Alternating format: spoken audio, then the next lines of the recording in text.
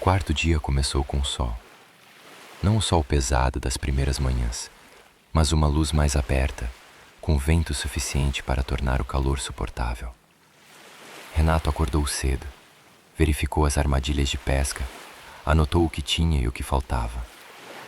Theo acordou depois, comeu devagar e ficou olhando para a vegetação densa no centro da ilha, com aquela expressão que Renato já sabia reconhecer como antecedendo uma proposta. A gente nunca foi lá dentro de verdade, Theo disse.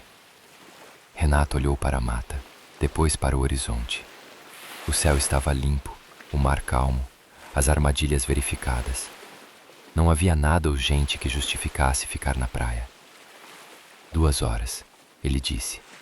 Voltamos antes do meio-dia. Theo já estava se levantando. A mata era mais densa do que parecia da praia.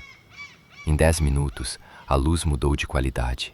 Filtrada, verde, com aquela umidade específica de lugares onde o sol não chega direto.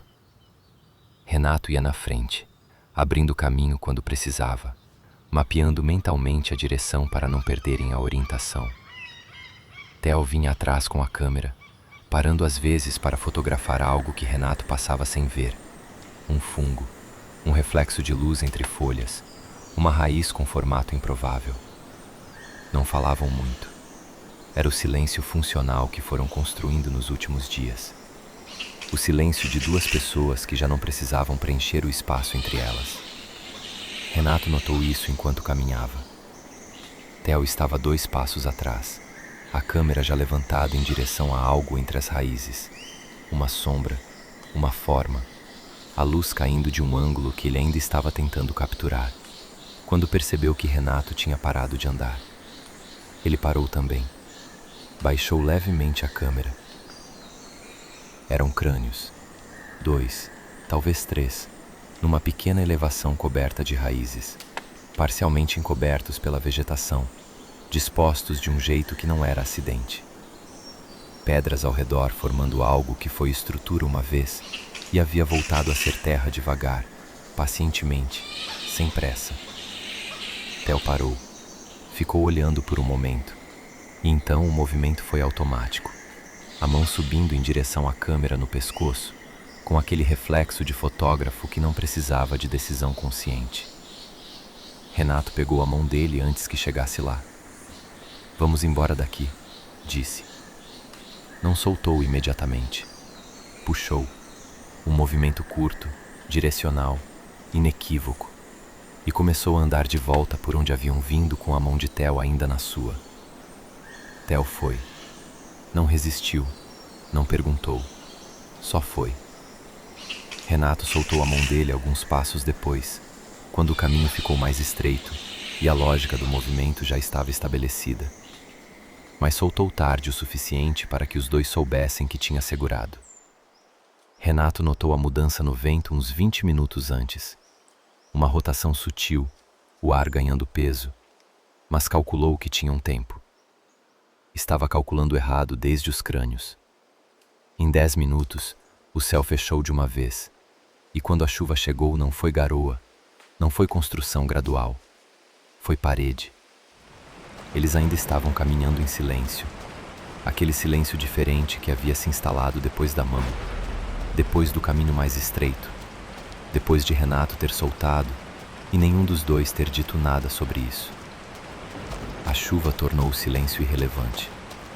A visibilidade caiu para metros, a mata virou obstáculo, as raízes escorregadias. Renato perdeu a orientação por um momento, não o norte, que sabia manter, mas a escala, a sensação de quanto faltava. "Aqui!" Theo gritou de repente, atrás dele. Renato virou. Uma formação de pedra a menos de 10 metros.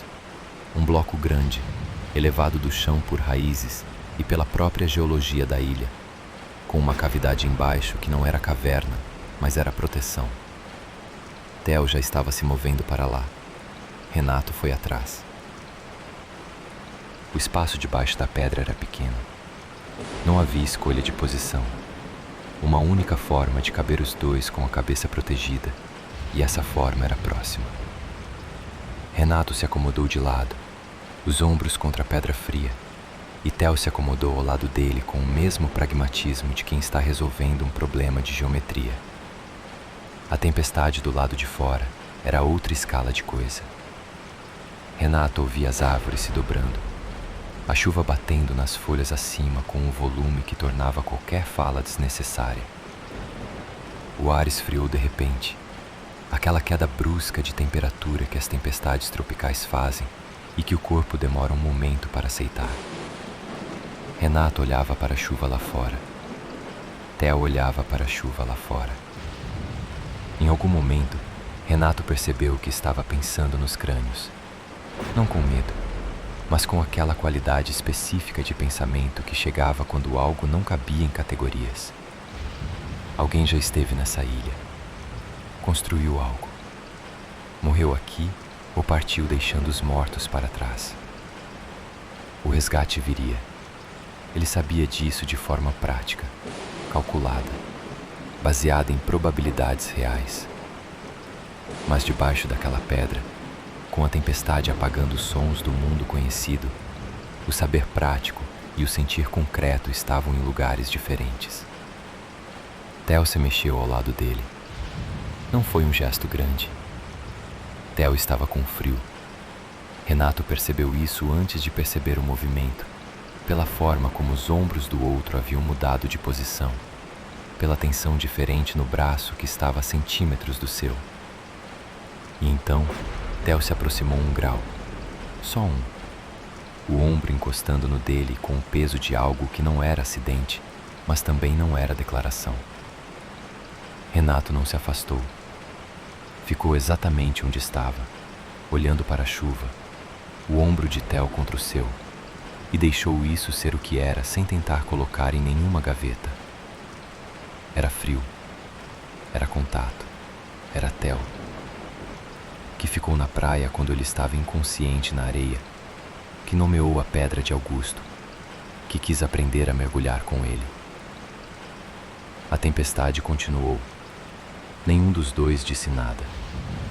Havia algo no silêncio debaixo daquela pedra que era diferente. O silêncio de 2 pessoas que estavam exatamente onde estavam, sem fingir estar em outro lugar.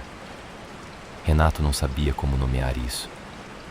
Por primeira vez em 4 dias, não tentou. A tempestade durou 40 minutos, talvez menos.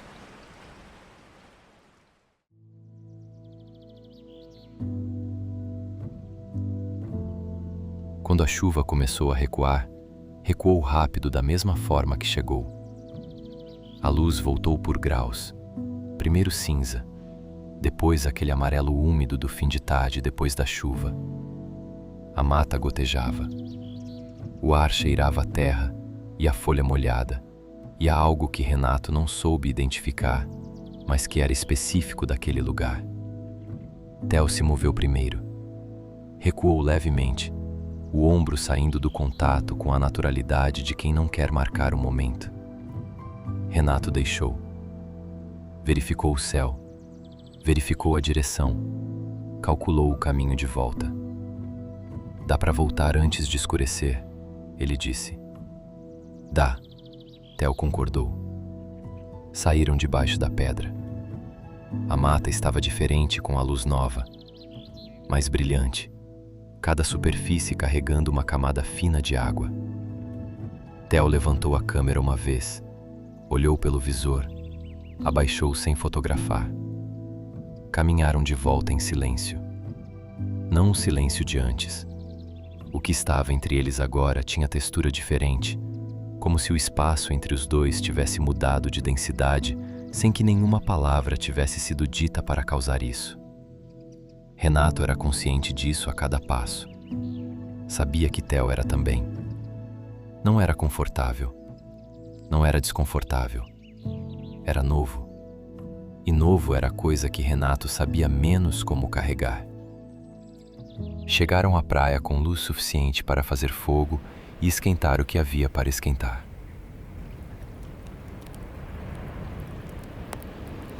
Jantaram, verificaram as armadilhas, fizeram as coisas que precisavam ser feitas com a mecânica de sempre. Mas a mecânica de sempre estava operando sobre um dia que mudou alguma coisa que Renato ainda não sabia nomear. Theo dormiu cedo, ou ficou quieto com os olhos fechados, que para os fins práticos era a mesma coisa. Renata abriu o caderno impermeável, anotou as condições do dia, a tempestade, a duração estimada, a direção do vento, a formação de pedra no interior da ilha, os crânios. Anotou os crânios, a localização aproximada, o que tinha ao redor. Ficou olhando para a página por um momento com a caneta parada. Fechou o caderno. Coisas que o dia deixou não cabiam em coordenadas. O peso do ombro de Theo contra o seu debaixo daquela pedra. O fato de não ter se afastado. O fato de não ter querido se afastar. Renato deitou e olhou para o teto de palmeiras no escuro. O mar batia lá fora, no ritmo de sempre. As estrelas estavam de volta, lavadas pela tempestade, mais nítidas do que nos dias anteriores. Ficou acordado por um tempo que não mediu, com o peso daquele silêncio debaixo da pedra ainda presente em algum lugar no corpo, que não era o ombro, mas que o ombro começou.